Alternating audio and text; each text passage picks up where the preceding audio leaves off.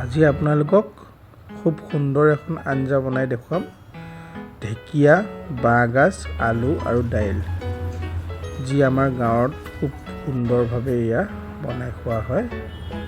আৰু যি যি মছলা দিছোঁ সকলোবিলাক দেখুৱাম, আপোনালোকে চাই থাকিব আৰু কেতিয়াবা আপোনালোকেও তেনেকৈ বনাই খাবলৈ চেষ্টা কৰিব।